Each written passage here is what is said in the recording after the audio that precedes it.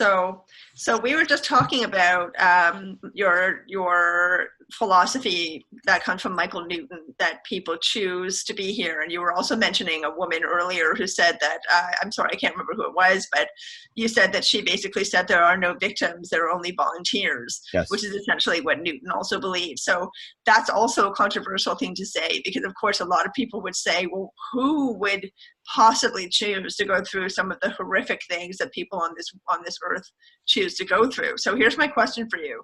If we take that idea of choosing to be here and we mesh it with what Margie Bassler, we interviewed Margie Bassler a couple of weeks ago. She has these beings called the guides who come through her and she channels their messages.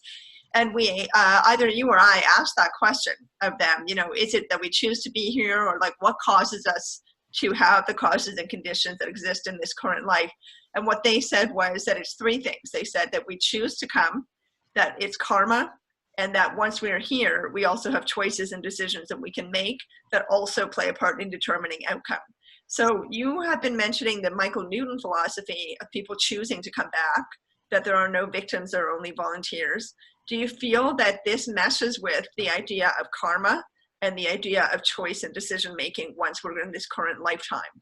Yeah, the way Michael Newton describes it, they talk about the books, and they have the they talk about it in terms of the analogy they use as a tree and branches coming off the tree. So it's not, and because the big question is always free will. So if this is happening, you don't have any free will. You're just like a puppet, and it happens. Doesn't matter what you do about anything.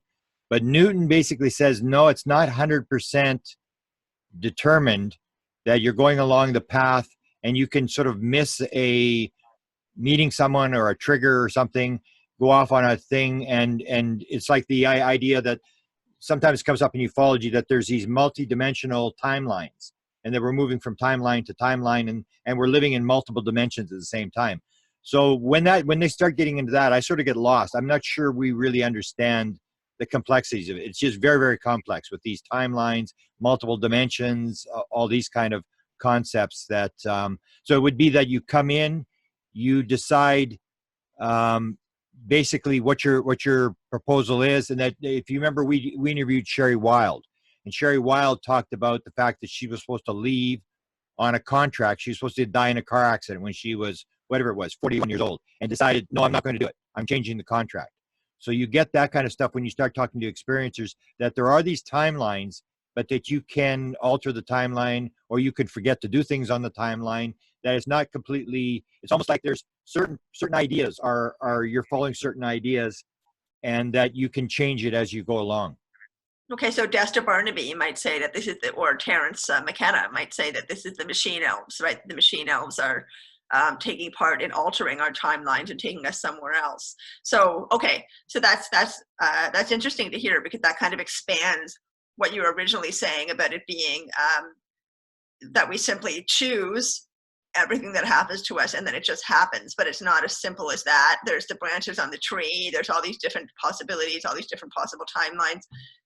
Okay. Yeah, that makes a lot of sense. And I would sort of disagree a bit with the, because what the impression I got through my download experience was, there are no nouns.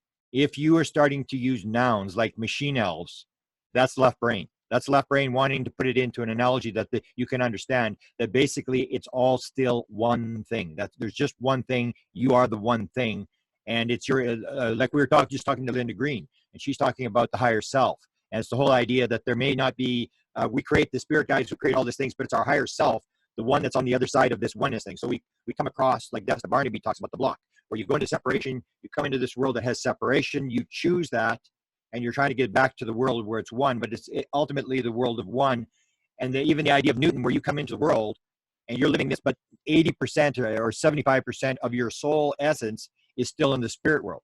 And that's you only bring part of your essence in here. So it's this very complex sort of thing. But I would say it's a verb. It's all moving. It's all consciousness. Whereas we make the mistake of starting to break it down and saying, like, even people say, well, there's levels. And I remember the one story the guy said, there's these different levels of consciousness. So the guy has this near-death experience, and he's talking to some being in the afterlife or whatever, in this near-death experience. He said, what level am I on? Because he believes in the 7 levels or 8 levels of consciousness. The guy goes, levels? What do you mean? What do you mean levels? You're not on any level. And so it's the analogy. It's like you're in the water. And that's the analogy I always use, so that you're in the water, and if you're sort of lost, you're deep down. We're actually, our race is deep down in the darkness that we can't see anything because there's no light. And that from time to time, you'll learn to float higher up into the water. There's no levels. You just get higher in the water, and you get closer to the light that's at the top.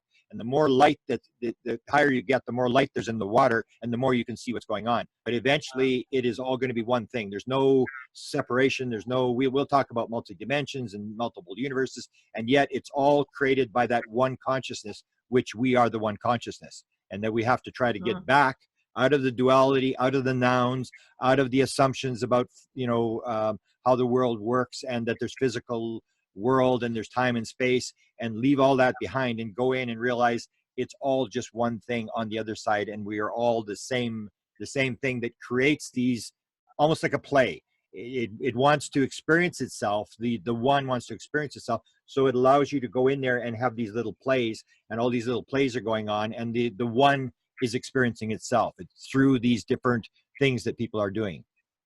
So to bring it back full circle to the very beginning of this conversation, because we originally started making coronavirus the theme, and that's obviously everything is interconnected. So obviously that connects to everything else, which we've just gone into.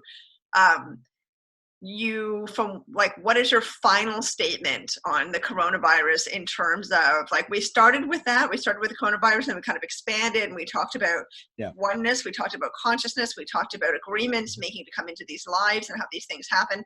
So if you were going to wrap up what we just talked about at the end of this conversation, what would your final statement be in terms of the coronavirus and what you really mean by that example, by using that example in this context? I would say that it's all one thing, and that it involves life and death, multiple lives, and that the coronavirus is just another part of how the play takes place. So you're going to have people picking up cancer as a kid or dying as a child.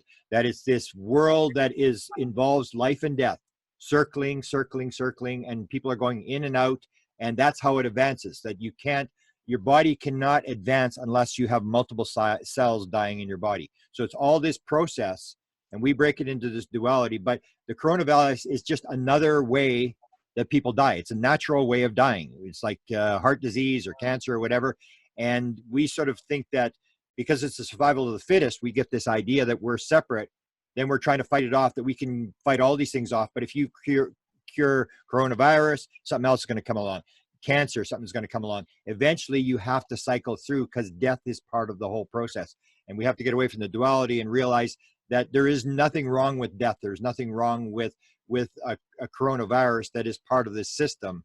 We just want to separate, and we want to turn the coronavirus into an enemy when it's part of the system. And once you understand that it's all just one thing, and it's all evolving, and that you live forever, and you will go into another body and do different things there, that eventually you have to leave. You're not going to escape death, whether it's coronavirus doesn't get you or whatever. And that stops you from hunkering down with the guns and stuff like that, and living in the moment, because that's all there is the here, the now. Instead of saying, if I get past the coronavirus, I'll be happy tomorrow. You have to live whatever's happening, whether you're a Jew in a concentration camp about to die, whether you've got coronavirus, whether you may get coronavirus tomorrow. We have to live in the here and the now. And so you are also providing an answer for another very deep, complex conundrum, which is the great toilet paper mystery. Everybody's talking about it. Why is everyone running for all these mounds of toilet paper? And obviously it's metaphorical, right? These are the people who are afraid of death. Yeah. They think that toilet paper is going to solve their fear of death, essentially. That, I know that's incredibly rudimentary, but anyway, just wanted to crack a little joke about that. Yeah. As always, it's great to talk to you, Grant. You have such a great mind, and all the thoughts and the things it makes you, the listener, think of, and all the connections it helps us make. It's always really beneficial. So thanks so much. And I'm happy to be on the path with you, because we've had a number of bizarre synchronicities, and we have come to these sort of conclusions ourselves. I think we're pretty much on base in terms of consciousness being primary and working this kind of stuff. So whatever we do, I think you're a big part of getting this message out. Almost like everything else.